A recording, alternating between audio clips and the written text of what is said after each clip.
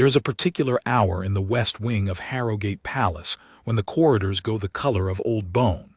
The last of the afternoon comes in low through the tall windows, catches the dust that no amount of scrubbing ever fully banishes from a house that old, and lays a long yellow bar across the stone. In that light, a man on post can see everything and nothing at once. He can see the grain of the marble under his boots, the tarnish creeping into the gilding of a picture frame, the exact place where a runner of carpet has been walked thin by 300 years of feet. And he can miss, entirely, the thing happening 10 paces away in a doorway, if someone has arranged for him to be looking the other direction. I was looking the other direction.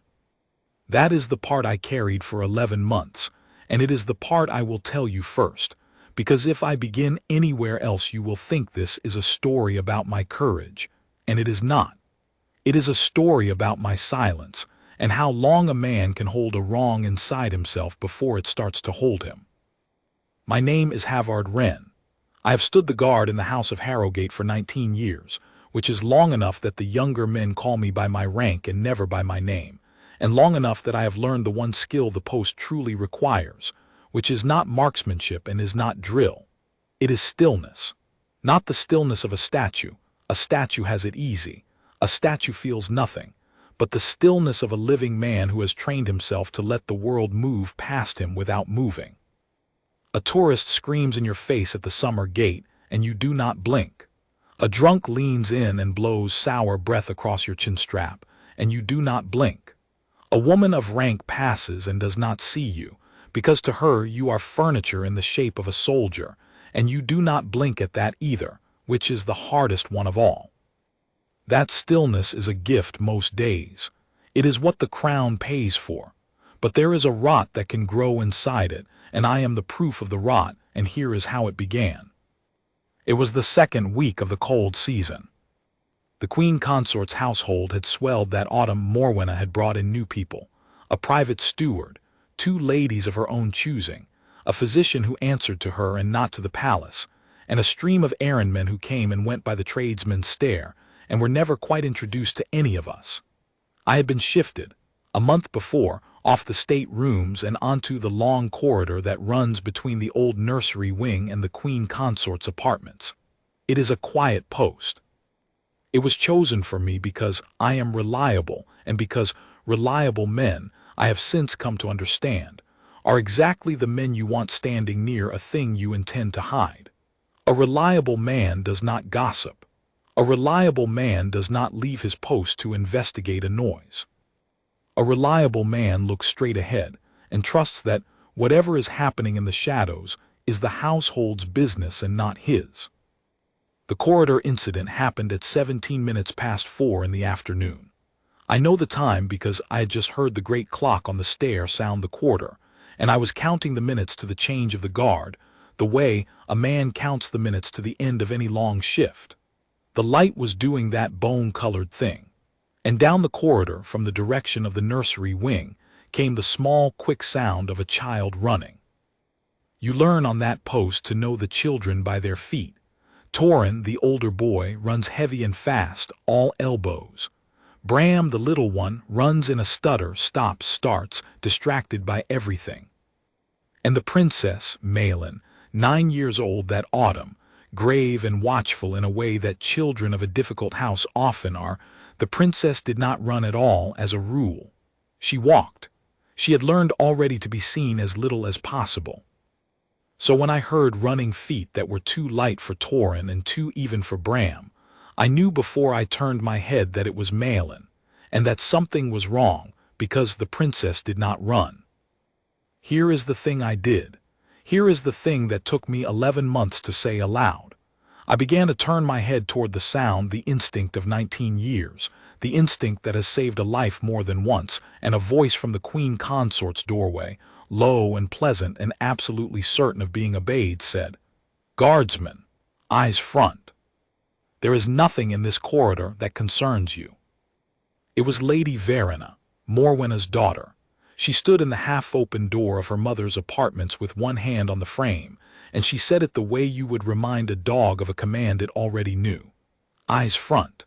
And 19 years of discipline, 19 years of a body trained to obey a voice of rank without thought, I put my eyes front.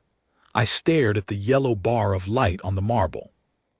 And behind me, in the doorway of a small anteroom that opened off the corridor, something happened to a 9-year-old girl that I did not see, because a woman of the household had told me not to look, and I was a reliable man. I heard it, though. I want to be exact about what I heard, because the exactness is the whole of it. I heard the running feet stop, abruptly, as though the child had run into something or been caught. I heard a small sound, not a scream. The princess did not scream. She had learned better than to scream, a small sound like a breath taken in and held. I heard a woman's voice, not Verena's, older and harder, saying something I could not make out, quick and clipped. I heard the scuff of shoes on stone, more than 2 people's worth. And I heard, clearest of all, a single sentence from the child, spoken low and fast and frightened, in the particular pleading register a child uses when she has learned that pleading does not usually work but tries anyway. Please, that's my mother's. Please don't. And then the anteroom door closed. I stood my post. The great clock sounded the half hour.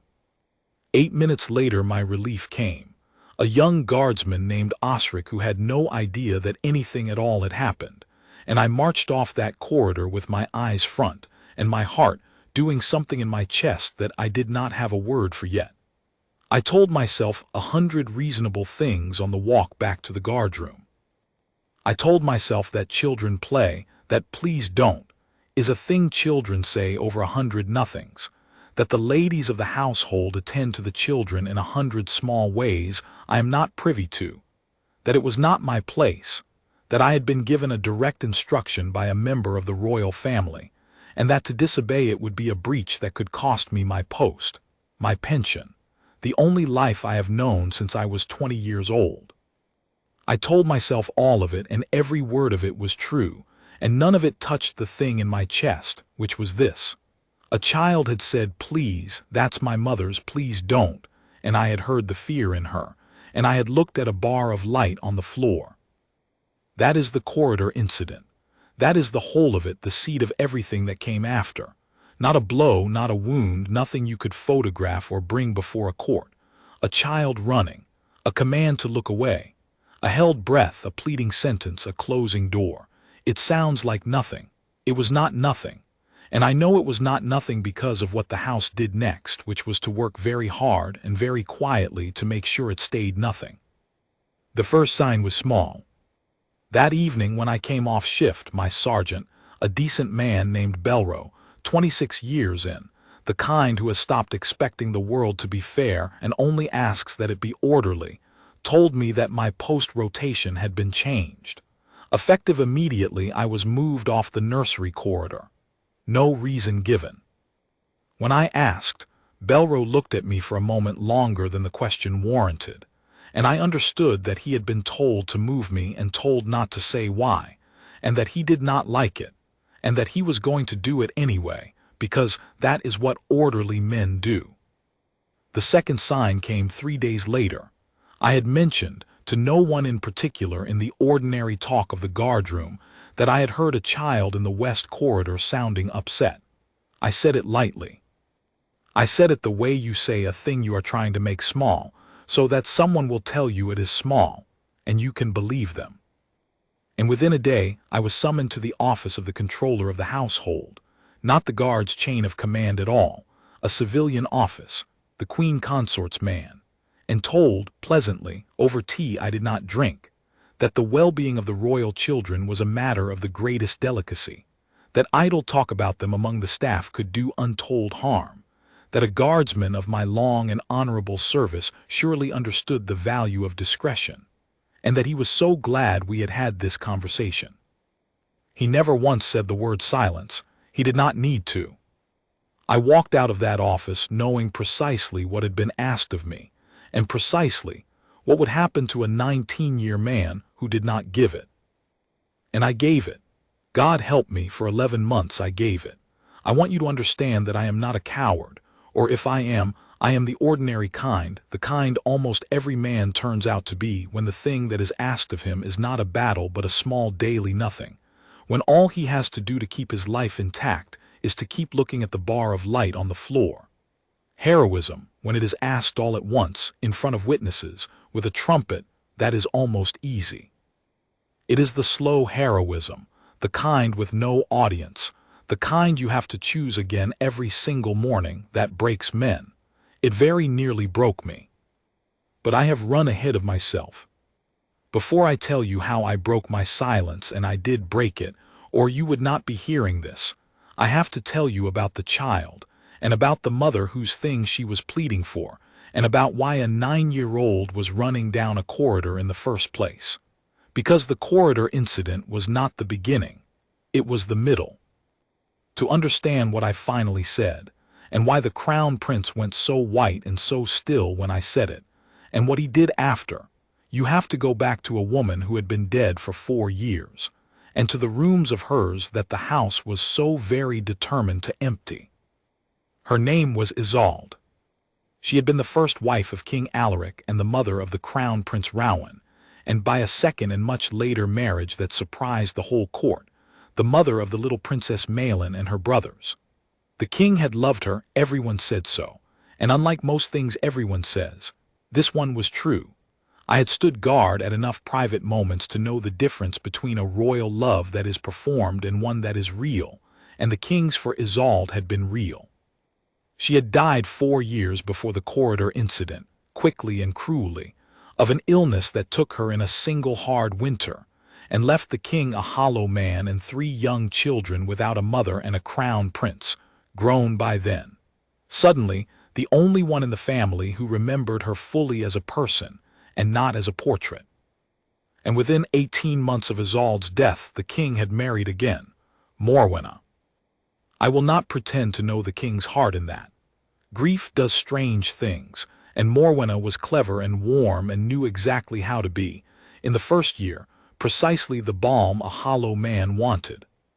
But the court knew, the way a court always knows, that the second queen was not the first, and more than that the second queen resented the first the way the living sometimes resent the dead, because the dead cannot be argued with, cannot be outmaneuvered, cannot be made to yield their place in a man's memory. Isolde was gone, but Isolde's rooms remained. Her apartments in the East Wing, sealed since her death by the king's own order, kept exactly as she had left them. Her jewels, her books, her writing desk, the small, ordinary things of a life, and above all, her things that were meant, by a will she had written herself in her own careful hand, to pass to her children when they came of age. Not to the crown, not to the king's new household, to Malin, to Torin, to Bram.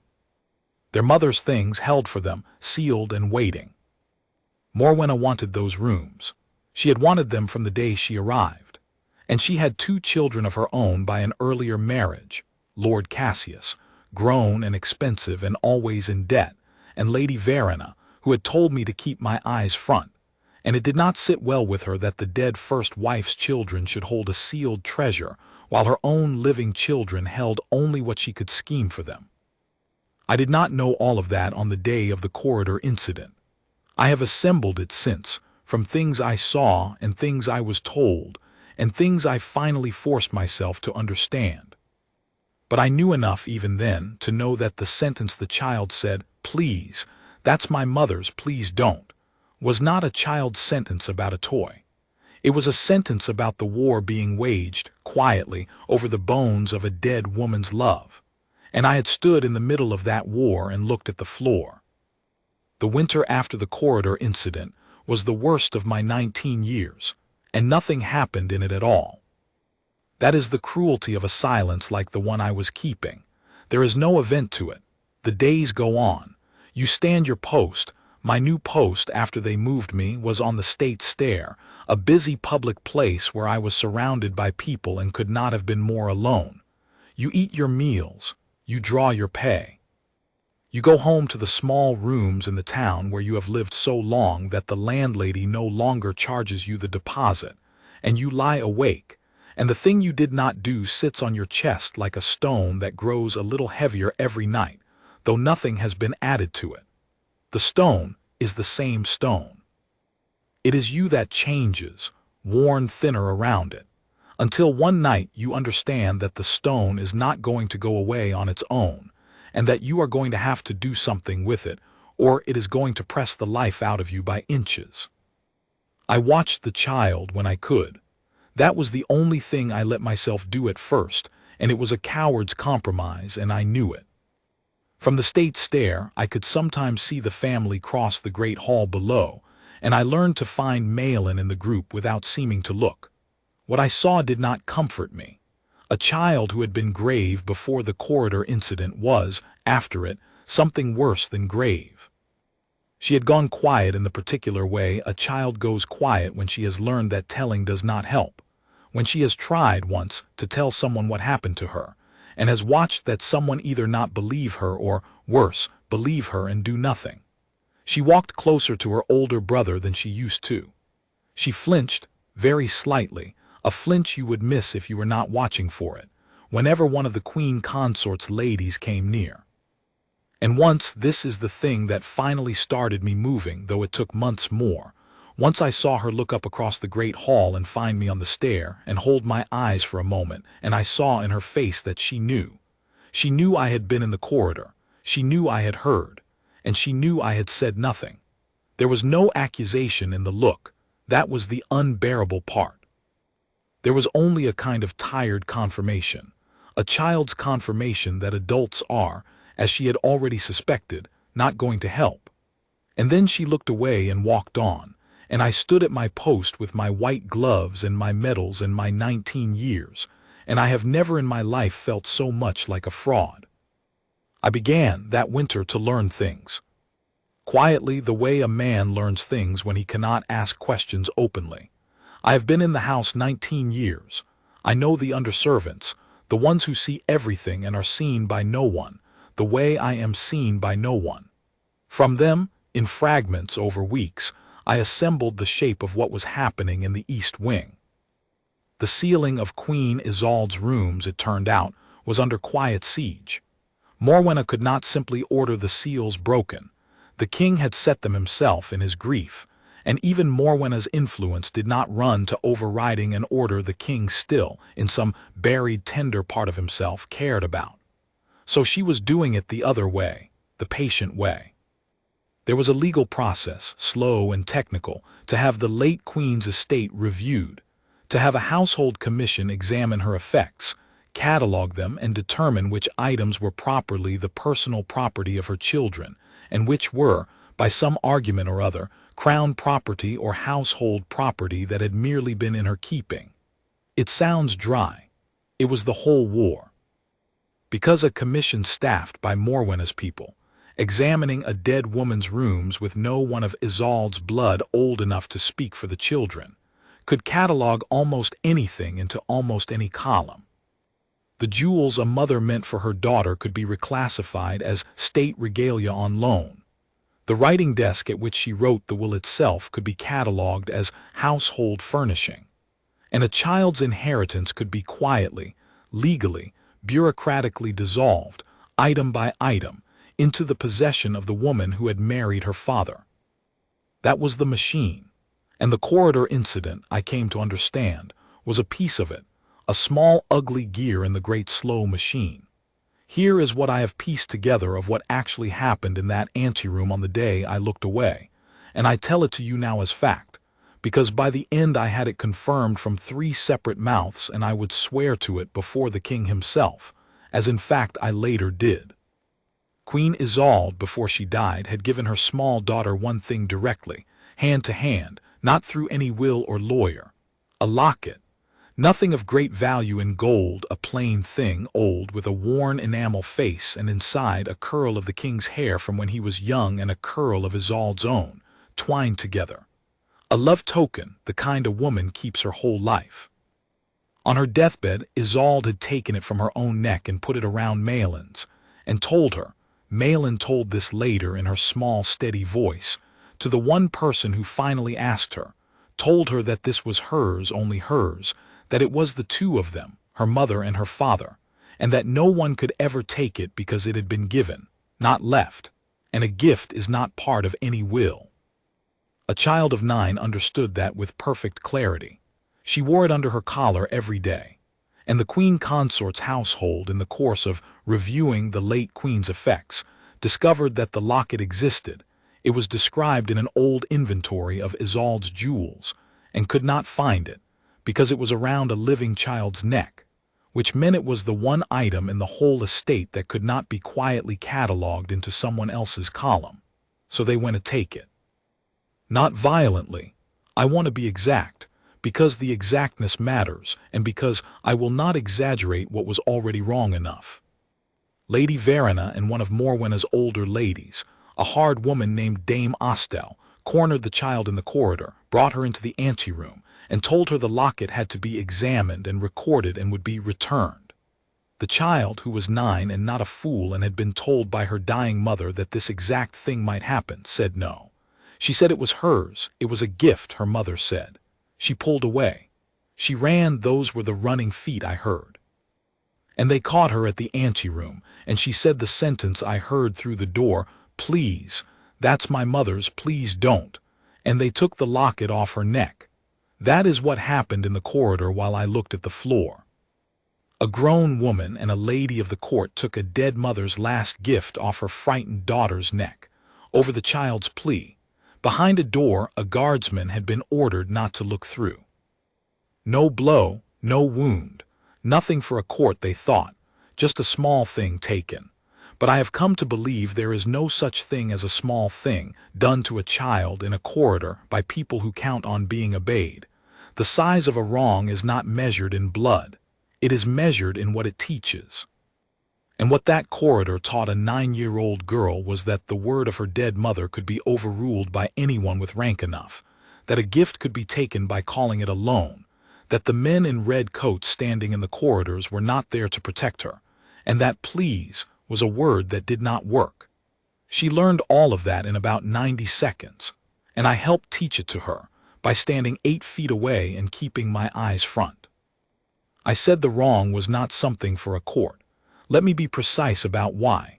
The locket, once taken, disappeared into the review, catalogued, no doubt in the proper column, described in some ledger as an item of the late Queen's jewelry recovered for assessment, entirely legal on its face. No one could prove it had been taken from the child's neck rather than found in a drawer, because the only witnesses were the 2 women who took it, the child who had learned that telling did not help, and a guardsman who had been trained since he was 20 to look at the floor when a woman of rank told him to. The perfect crime is not the one no one sees. It is the one that everyone who sees it has a reason not to speak. That was Morwenna's genius, if you want to call it that, and it is the genius of every quiet cruelty done inside a powerful house. Build it so that everyone who could tell has more to lose by telling than by holding their tongue. She had built it well, but she had made one small error, the error the powerful almost always make. She had assumed that a reliable man is reliable all the way down, that a man who can be trained to look at the floor can be trained to keep looking at it forever. She did not understand, because she had never been one, what it costs a certain kind of man to break faith with a child. She thought she had bought my silence with the threat to my pension. What she had actually bought was time. And time, it turned out, was on the child's side, because every day I stayed silent, the stone on my chest grew heavier, and a man will do almost anything in the end to put down a stone that is killing him. The thing that finally moved me was not grand. I have noticed that the things that finally move men are almost never grand. It was a Sunday, a cold, clear one, and I was off duty, and I had gone, as I sometimes did, to sit at the back of the great chapel that stands in the palace grounds and is open to the household on Sundays. I am not a devout man in the way of prayers and rules, but there is something in a quiet, cold chapel that lets a man hear his own thoughts, and I had gone to hear mine, though I dreaded them. And the family was there. Across the chapel in the front, the king, gray and stooped now in a way he had not been before Isolde died, the Queen Consort beside him, upright and composed and beautiful in the hard, bright way she had. her son Cassius bored, checking the time, her daughter Verena serene, and the children of the first queen Torin restless, little Bram half asleep, and Malin small and straight-backed, her hand at her collar where the locket used to be. She did it without knowing she did it, I think, reached up, touched the empty place at her throat where a thing used to hang, and let her hand fall. A child feeling for a comfort that had been taken. And the Crown Prince Rowan was there too, come from his own household for the Sunday rite, sitting a little apart from his father and stepmother as he always did now, a tall, grave young man who had his mother's coloring and, I had always thought, her way of watching a room. He was watching his half-sister. He saw her reach for her throat. I saw him see it. And I saw a small line come into his brow, not understanding, not yet, just a man noticing that something in the child was wrong and not knowing what, and then the rite went on and the moment passed. But I did not pass it. I sat at the back of that cold chapel, and I watched a 9-year-old girl reach for the empty place at her throat, and I watched her grown brother notice and not understand, and I understood, finally, all the way down, that the stone on my chest was not going to be put down by keeping silent, and was not going to be put down by little compromises like watching her from a stair, and was going to have to be put down the hard way, the only way. By opening my mouth to the one man in that chapel who both loved her and had the power to act. And that man was not the king, who was too broken and too much in his new wife's hand. It was the son of the woman whose love was being carried out of the East Wing in ledgers, column by column. It was Rowan. I did not do it that Sunday. I'm not going to pretend I found my courage all at once, in a beam of chapel light like a man in a story. I sat there and I made the decision, and then I lost it again on the walk home, and found it and lost it, for another 3 weeks, because deciding to do a thing and doing it are two different countries and the border between them is guarded by every fear a man owns. But something had changed in that chapel that did not change back. I had stopped being able to pretend. I did not know what I had to do. And a man who can no longer pretend is a man who will, eventually, act. It is only a question of when he runs out of walls to hide behind. I ran out of walls on a wet evening in the 3rd week of the new year. To understand how I finally came to stand before the Crown Prince, you have to understand that a guardsman does not simply go to a prince. There is a whole architecture built to prevent it. There are chains of command, and household offices, and equerries and secretaries, all of them existing precisely so that the powerful are never troubled by the direct approach of a man like me. If I had gone through the proper channel, put in a request to speak to His Royal Highness, stated my business, waited, the request would have crossed the desk of some office that answered, one way or another, to the Queen Consort's household, and I would have been handled, long before it reached Rowan, the way I had been handled by the controller over tea I did not drink. To reach the prince I would have to reach him the wrong way, off the books, and to do that I would have to break a second rule almost as sacred as the first, which is that a guardsman does not speak to a member of the royal family unless spoken to. I had been turning over the problem for weeks, in that low, miserable way you turn over a problem you are afraid to solve, when it solved itself, as such things sometimes do, by an accident of the duty roster. Sergeant Belro, still troubled by whatever he had guessed about my sudden transfer, and being a man who tried to be kind in the only currency he had, put me back on a good post that January, not the nursery corridor, which I think even he understood was a place I should not be, but the West Terrace, where the family walked in the mornings when the weather allowed. It was a mark of trust. It was also, though neither of us knew it, the thing that put me within reach of the prince. Because the Crown Prince Rowan walked the West Terrace most mornings when he was in residence. Alone, usually early, before the household was fully awake, in the gray hour when a grieving man walks to be by himself, and a guardsman on the terrace at that hour is alone with him, no equerry, no secretary, no household office between them, just the two of them and the cold and the long stone balustrade above the winter gardens. I stood that post for 6 mornings and did not speak. 19 years of training is a wall too, and it does not come down because you have decided it should. On the first morning I told myself he was too far away. On the second I told myself another guardsman was within earshot at the far end of the terrace. On the third I told myself the moment was not right, that he was in a black mood, that I would only make things worse. On the fourth and fifth I told myself nothing at all, because I had run out of things to tell myself and simply stood there, sick with my own silence, and let him pass.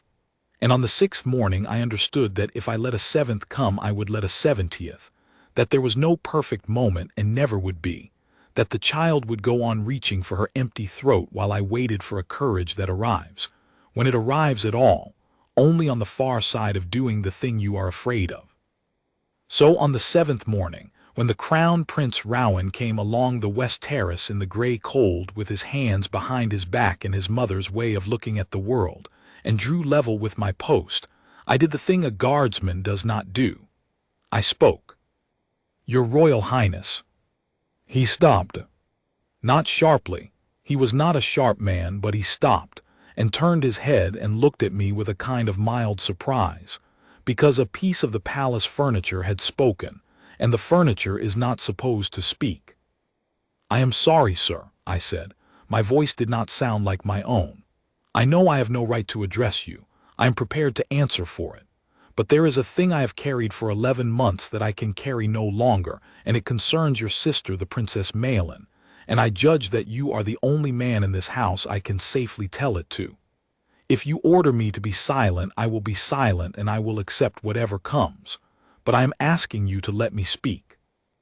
I have replayed that moment more times than any other in my life, and the thing I remember most is how still he went. He had his mother's stillness. I told you I had thought so, and here it was proven. He did not exclaim.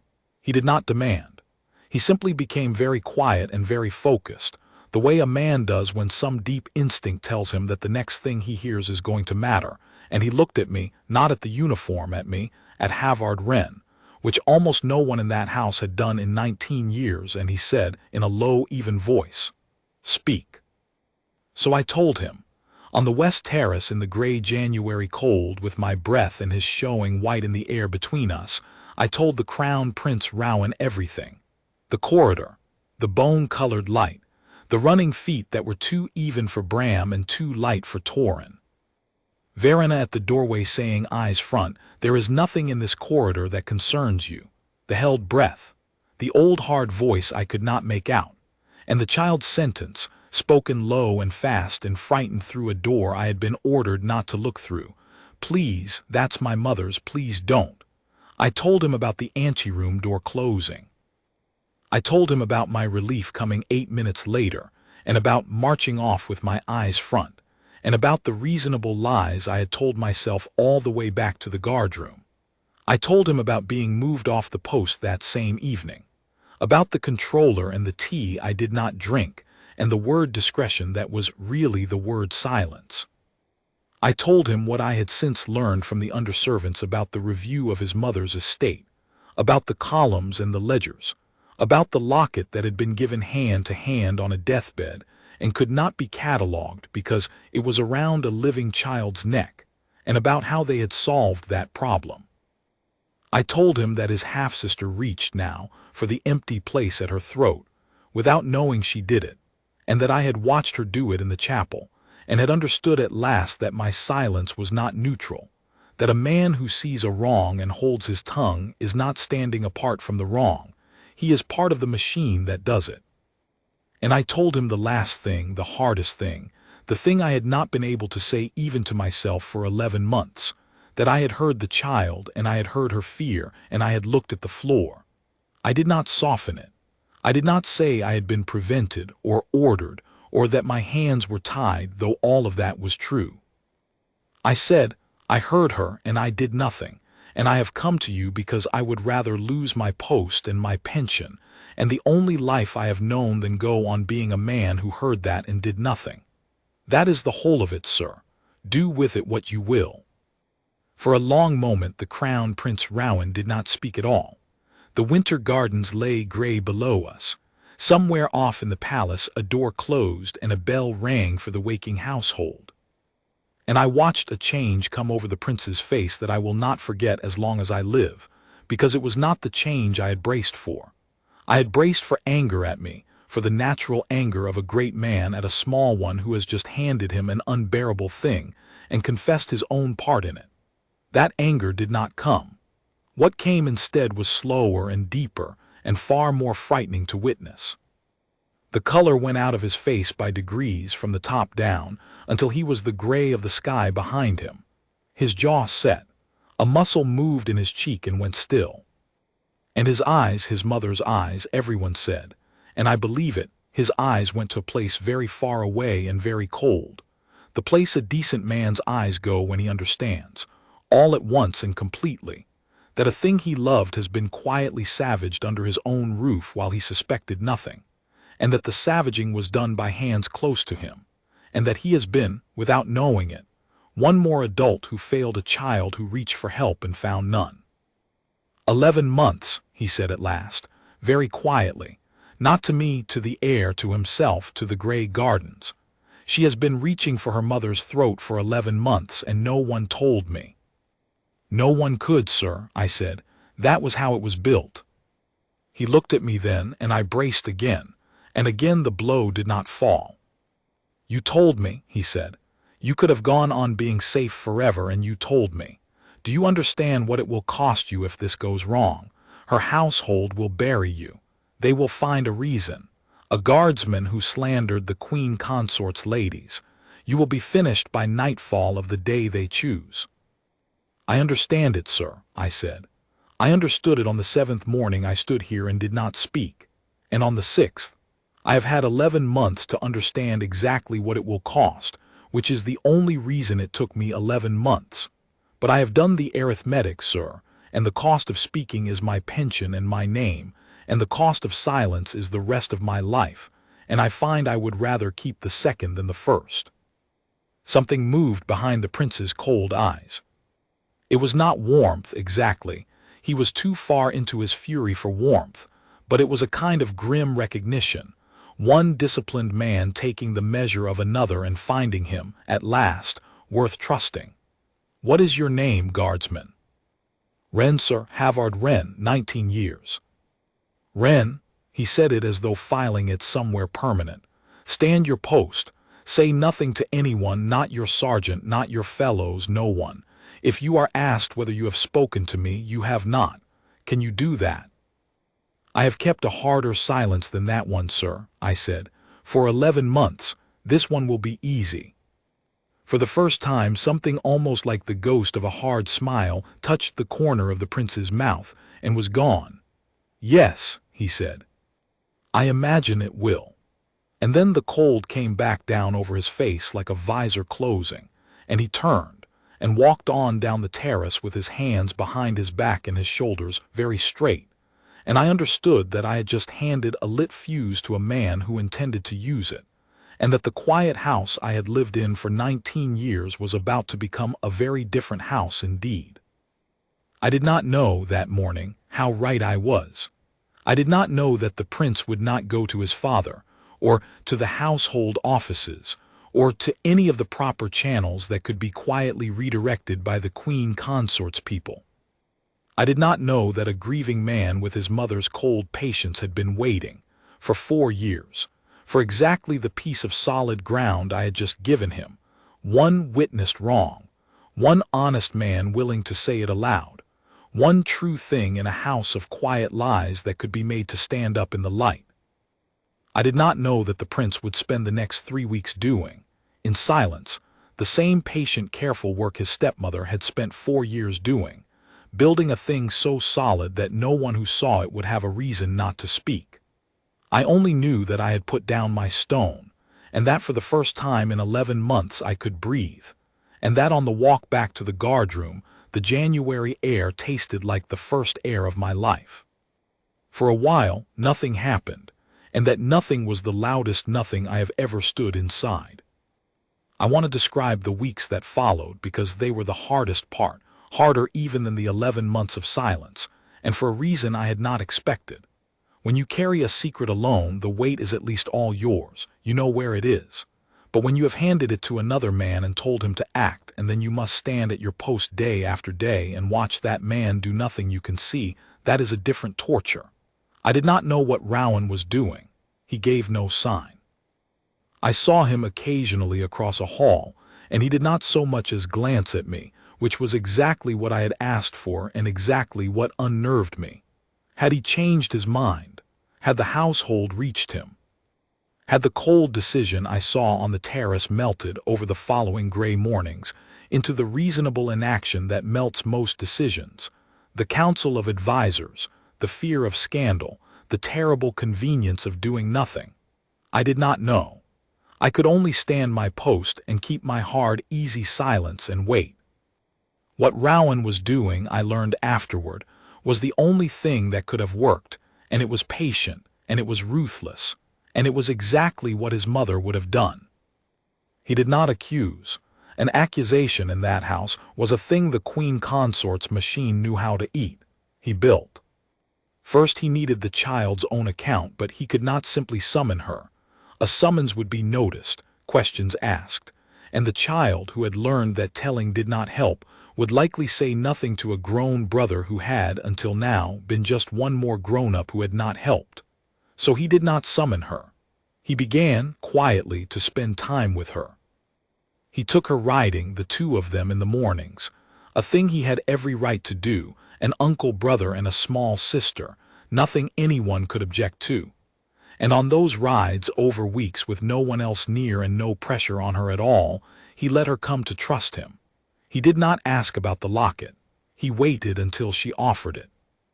And one gray morning on a horse, with her brother steady, quiet beside her, a 9-year-old who had been taught that her word was worthless finally said aloud, to someone who did not flinch and did not doubt her, exactly what had happened in the corridor, the two women, the anteroom, the taking of the locket off her neck, her mother's words on the deathbed, the pleas that did not work. She told it all. And Rowan, who I am told did not let a flicker of his fury show, because he understood that to a frightened child even righteous adult fury looks like danger, listened and believed her, and told her. This is the part I heard later and have never been able to think of without something happening in my chest. Told her that she had been right, that a gift is not a loan, that her mother's word stood, that she had done nothing wrong by saying no, and that he was going to make it right. And that this time, an adult was not going to fail her. That was the first pillar, the child's own account freely given to a witness who could not be dismissed. The second pillar was the record. Rowan understood, better than I had, that the whole crime rested on the great slow legal machine of the estate review, and that to break the crime he had to break the machine, and that to break the machine he had to understand it better than the people running it. So he obtained, I never learned entirely how, but a crown prince has resources a guardsman does not, the ledgers of the review, and in the ledgers he found the locket. Catalogued exactly as I had suspected, described in a clerk's neat hand as an item of the late Queen's jewelry, recovered for assessment, dated to within a day of the corridor incident.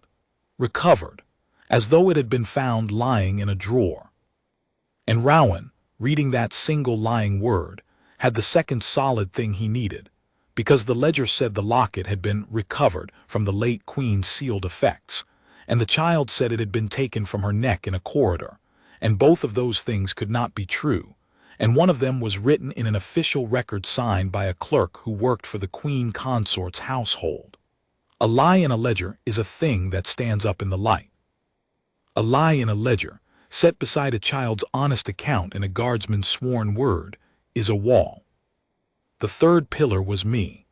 Rowan came to the West Terrace once more, on a morning near the end of those 3 weeks, and drew level with my post, and without turning his head or breaking his stride he said, very low, Wren, when I ask you before whom I ask you, will you say again exactly what you told me, every word, including the part you did not have to tell me, the floor, the eyes front, your own silence? Will you say all of it, in front of people who will try to break you? Yes, sir, I said. I did not have to think about it. I had already lost the hard thing which was the beginning of speaking. The rest was only more of the same. They will call you a liar and a bearer of grudges. They will produce your transfer record and say you were disciplined and speak from spite. They will make it about you. Let them, sir, I said. A man who has already told the worst thing about himself, that he heard a child and looked at the floor, cannot be shamed by anything smaller. I have taken away their best weapon by using it on myself first. The prince was quiet a moment. Where did you learn that? He asked. 11 months on my back at night, sir, I said. It is remarkable what a man works out, given 11 months and a stone on his chest. He gave the smallest nod and walked on, and I understood that the fuse had nearly burned down, and that whatever the prince had built, he was about to set it before someone with the power to bring it down on the Queen Consort's household, and that the house was about to change. Here is where the false dawn came, because it always comes, and mine came in the shape of the most reasonable, most tempting, most nearly successful trap of the whole affair, and it very nearly worked. The Queen Consort's household was not blind. You do not build a machine as careful as Morwenna's without keeping a watch on it, and somewhere in those 3 weeks, the writing, the ledgers, some careless word from a servant, I never learned exactly, someone in the East Wing understood that the Crown Prince was asking questions about the estate review, and that a guardsman with a grudge might be feeding him. They did not know how much he had. They did not know about the child's account or the ledger discovery. But they knew enough to be afraid, and a frightened, powerful household does one of 2 things. It attacks, or it offers a deal. Morwenna was too clever to attack a crown prince, so she offered a deal. She did it beautifully. She did not go to Rowan as an antagonist. She went to him as a grieving family's peacemaker. She let it be known, through the proper channels, that there had been a regrettable clerical matter concerning some of the late Queen Isolde's effects, that in the diligence of the estate review, 1 or 2 items of a personal nature had been catalogued too broadly, and that she, Morwenna, personally distressed to learn of it, wished nothing more than to see them restored to dear Malin at once. The locket would be returned. A small ceremony, perhaps, warm and family, the wrong quietly righted, the child made happy. And in exchange, though this part was never said, it did not have to be said. It hung in the air of the offer like perfume.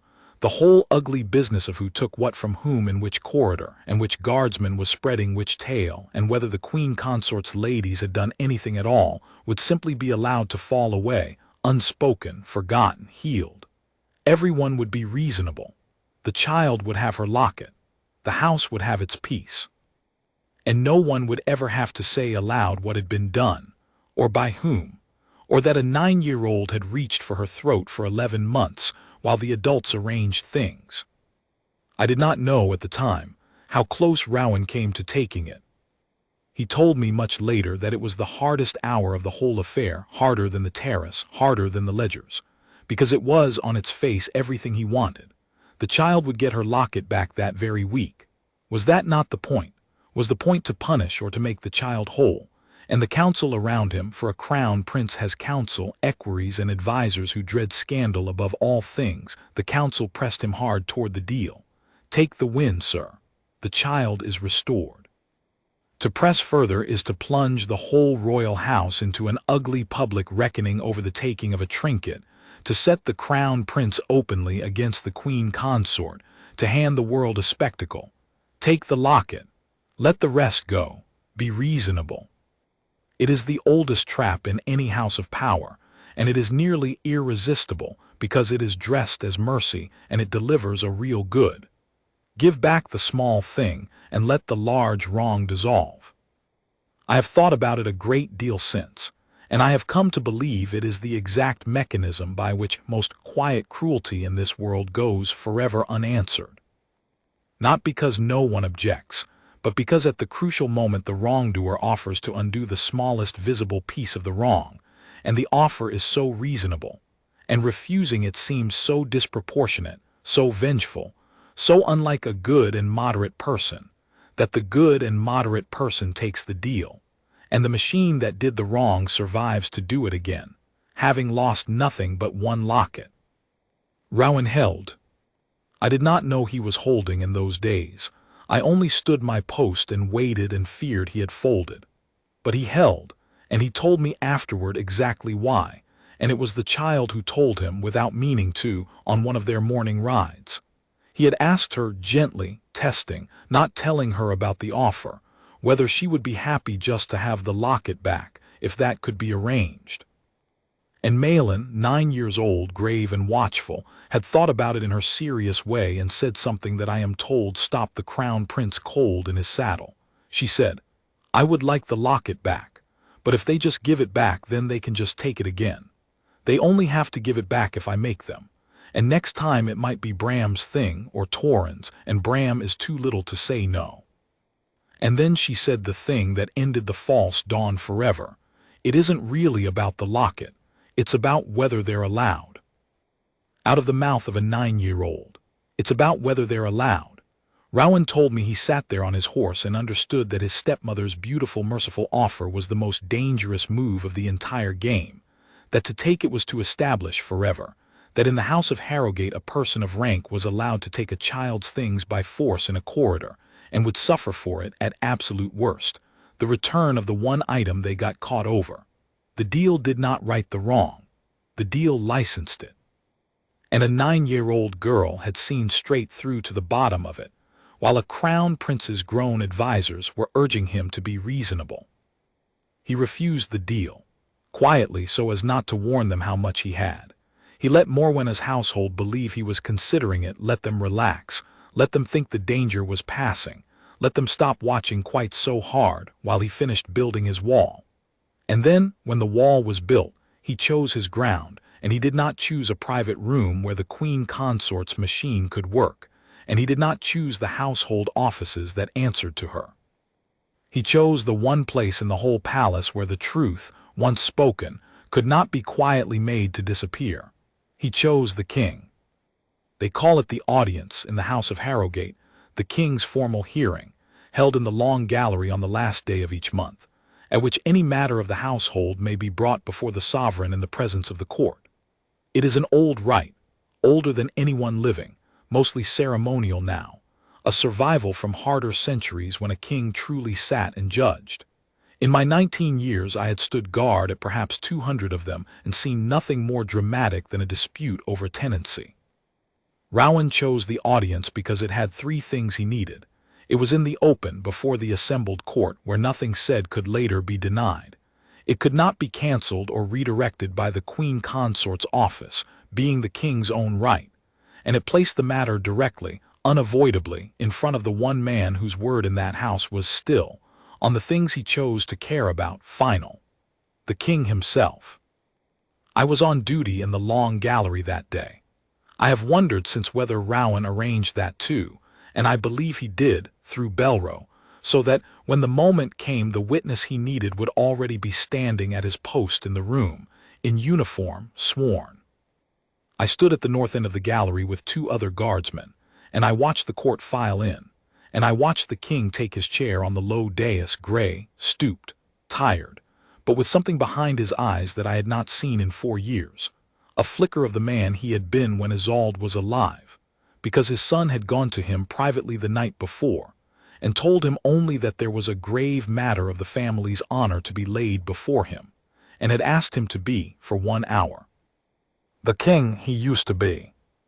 And I watched the Queen Consort take her place at the king's right hand, serene, beautiful, composed, with her son Cassius and her daughter Verena and her hard-faced Lady Dame Ostel arranged behind her. None of them, I think, knowing yet what was coming, because Rowan had let them believe the danger had passed.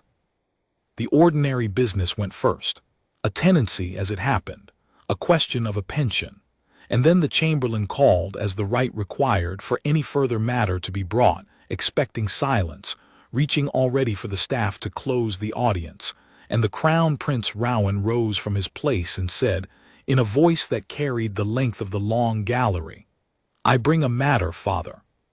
A matter of the family's honor, and of a wrong done to a child of this house. I have never heard a room go so still so fast.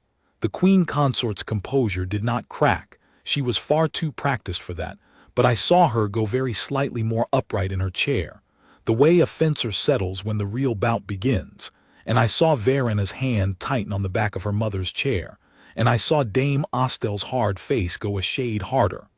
They knew now. They had perhaps a heartbeat to understand that the danger had not passed at all, that the prince's apparent hesitation had been the patience of a man setting a snare, and that they were standing in the open jaws of it with the whole court watching. "Speak," said the king, and there was iron in it. It was the flicker behind his eyes come forward into his voice. For 1 hour, he was going to be the king he used to be. Rowan spoke, and he was magnificent in the cold, controlled way of a man who has built his case brick by brick and knows every brick will hold. He did not rage. He did not accuse wildly. He laid it out. He began with his mother, with the late Queen Isolde, whom half the court had known and loved, and the sealed rooms, and the will in her own hand leaving her personal things to her children, and the deathbed gift of a locket, given hand to hand, to her small daughter. He described the locket exactly. He said its worth was nothing in gold and everything otherwise, and he said that a gift is not a bequest, and is not part of any estate and cannot be reviewed or recovered or reclassified, because it does not belong to the dead woman's estate at all. It belongs, wholly and only, to the living child it was given to. And I watched the court begin to understand that this was not going to be a small matter after all. Then he turned to the estate review, and here his voice grew cold as the January terrace. He described the machine, the commission, the cataloging, the columns, the slow legal dissolution of a dead mother's love into other people's possession. And he did it so clearly without once raising his voice that you could watch it dawn on the assembled court exactly what had been happening in the East Wing for 4 years, in plain sight, under the cover of procedure. And then he produced the ledger. He held it up and he read from it in that carrying voice the clerk's neat lying entry, the late Queen's locket, recovered for assessment, dated to a day in the cold season 11 months past. Recovered. He let the word hang in the great gallery, and then he said, "The record says this locket was recovered from my mother's sealed effects. I will now show the court that it was not recovered from any drawer. It was taken from the neck of a 9-year-old child, in a corridor, over her plea, and that the record is a lie." The Queen Consort spoke for the first time. She was very good. "My dear Rowan," she said, and her voice was warm and sorrowful and just faintly, expertly wounded, "no one grieves the confusions of that review more than I if a personal item was catalogued too broadly. It is a clerk's error, and it shall be corrected this very day, and the locket restored to dear Malin with all our love. There is no need for this spectacle. You have only to ask, and it is done. Must we truly stage a trial before the whole court over a clerk's mistake?" It was the false dawn offer, made again in public at the last moment. The beautiful, merciful deal, dressed now as a mother's grief and a family's peace, and I saw several faces in the court soften toward it, because it sounded so reasonable, and refusing it would make the prince look so vengeful. This was the trap closing, and it very nearly closed. I saw the king himself hesitate, saw the tired grief in him reach toward the easy road, the road where his new wife was only sorrowful and generous, and no one had to be found to have done a terrible thing. And Rowan said, "It is not about the locket." He said it quietly, and then he said the rest, and it was the child's own words, given back to the court through her brother's mouth, and it was the thing that broke the trap. "My sister said it to me herself, father, and I could not improve on it, so I will only repeat it. She said, if they just give it back, they can just take it again. They only have to give it back if I make them. And next time it might be her little brother's, and he is too small to say no. She said a child of 9 said it isn't about the locket, it's about whether they're allowed." Rowan looked at his stepmother, and his eyes were his mother's eyes, cold and steady. "So no, madam, I will not take the locket back and let the rest fall away. Because the question before this audience is not whether one trinket is returned. The question is whether, in the House of Harrogate, a person of rank is allowed to take a child's things by force and call it procedure, and whether, when they are caught, the whole cost to them is the return of the one item they were caught over. I say they are not allowed, and I have come here before the king and the court to prove that this was done, and to have it named for what it is, so that it can never quietly be done again. The Queen Consort's warmth was gone now. She saw that the reasonable exit was closed, and she did the only thing left to a cornered player, which was to attack the evidence. "Prove it, then," she said, and her voice was cool steel now, no more sorrow in it. "You have a ledger and a child's story. A child's story. Malin is a grieving, imaginative girl who lost her mother young and has, we all know, been fragile since. And a ledger with a word you dislike in it. Where is your proof that anything was taken from anyone? You have a tale and a grudge. Who witnessed this corridor scene you describe so vividly? Who?" And that was the moment. That was the ground Rowan had chosen, and the question he had walked her into, because he had known she would have to ask it. That a case built on a child and a ledger could be dismissed as a child and a ledger, and that to make it stand up in the light he needed the third thing, the thing that could not be called imagination or a grudge over a word, the thing that was standing in a red coat at the north end of the long gallery. "A witness of 19 years' sworn service to the crown," said Rowan, and he turned, and the whole court turned with him, and I felt 200 eyes come to rest on me at my post. "Guardsman Renne, you were on the nursery corridor at 17 minutes past 4 in the afternoon on that day. Tell the king what you heard, all of it, including your own part." "Speak." So I stepped forward from my post, a thing a guardsman does not do, but I had done a great many things a guardsman does not do by then, and I stood before the king and the court in the Queen Consort's cold face, and I said again the thing I had said on the terrace, the whole of it unsoftened. The bone-colored light. The running feet too even for Bram, too light for Torin. Lady Verena at the doorway. Eyes front, there is nothing in this corridor that concerns you. The held breath. The old hard voice. And the child's sentence, spoken low and fast and frightened through the door I had been ordered not to look through. "Please, that's my mother's, please don't." The anteroom door closing. And then I looked at the king when I said it, because a man should look at his sovereign when he confesses. I told them the part that made it unbreakable, the part no liar with a grudge would ever invent, the part that cost me everything to say. I said, "And I did nothing, Majesty. I heard that child and I heard her fear, and I had been told by a lady of the household to keep my eyes front, and I am ashamed before God and before you that I obeyed. I stood 8 feet from a frightened child and I looked at the floor. I have carried that for 11 months. I come before you not as a man with clean hands, but as a man with the dirtiest hands in this gallery, because I could have stopped it and I did not. I only ask that, having failed once to speak in that corridor, I be allowed to speak now. You could have heard a glove drop in that gallery. My confession did the thing Rowan had understood it would do, the thing I had understood on my back at night 11 months ago. It made me impossible to dismiss. A man who invents a story to serve a grudge invents himself a hero in it. He does not invent himself the coward who looked at the floor. The very shame I carried was my proof. No one manufactures their own disgrace.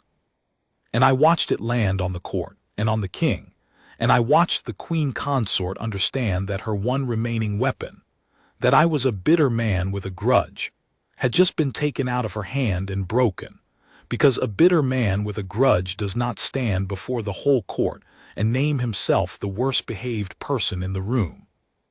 The king had gone very still, and then he turned his head slowly and looked at his wife, at Morwenna, with an expression I had never in 4 years seen him turn on her, and it silenced the gallery more completely than any words. It was the look of a man who has just been shown, all at once and beyond argument, a thing he has spent 4 years not letting himself see. He looked at her for a long moment.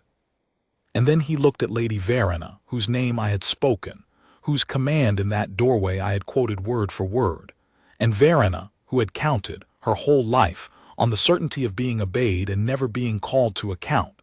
Verena's serene face cracked at last, because she understood that she had been named precisely by a witness who had no reason left to lie, and that there was nothing she could say. To deny it was to call a 19-year guardsman a liar to the king's face, and the guardsman had just proven he would sooner disgrace himself than lie. To admit it was to admit it. She said nothing. Her silence was the confession. "Dame Isolde," said the king, and his voice was the terrible quiet of the man Isolde had married, "you will produce the locket, now, before this audience, from wherever it has been kept."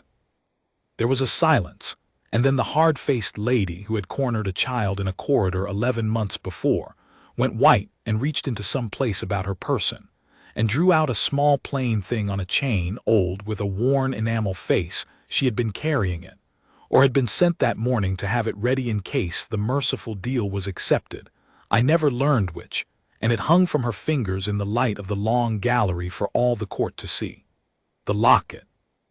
Exactly as Rowan had described it, exactly as a 9-year-old had pleaded for, and the sight of that small, worn thing, produced at the king's command from the hand of the woman who had taken it, did more than any argument could have. It made the corridor reel. It put the crime in the room.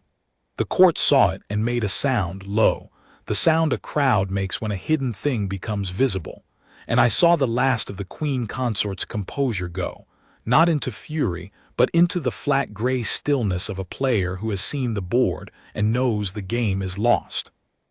The king rose from his chair. Stooped and gray and 4 years hollowed, he rose, and he was the king, and the whole gallery came to its feet with him and then went down because he had lifted his hand.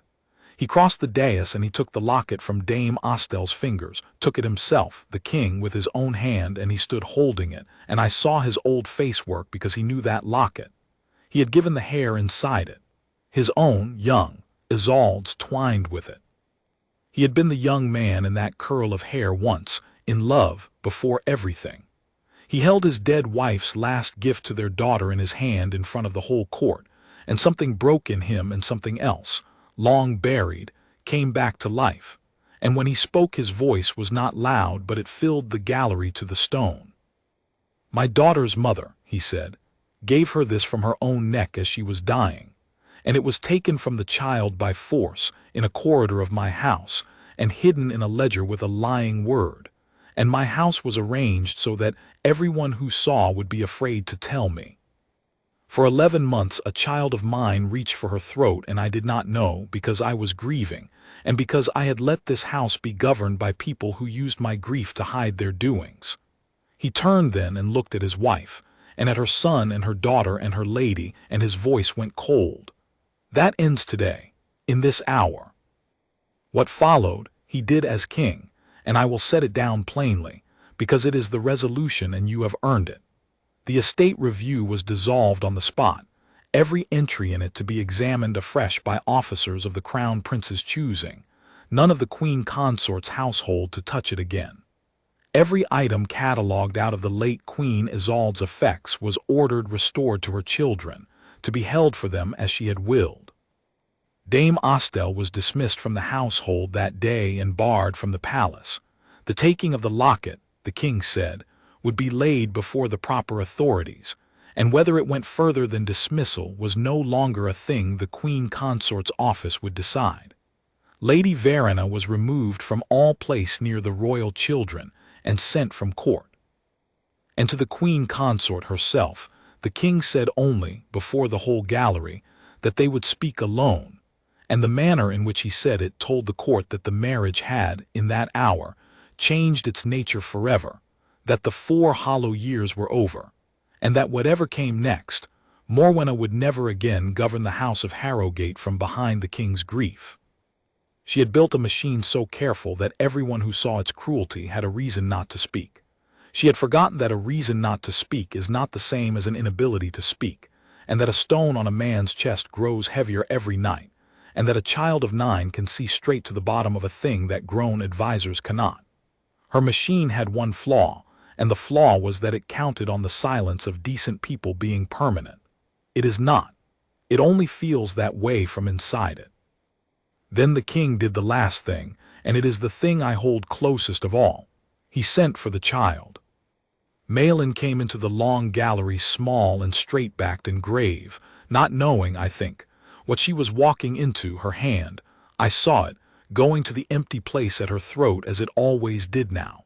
And the king of the whole realm, went down.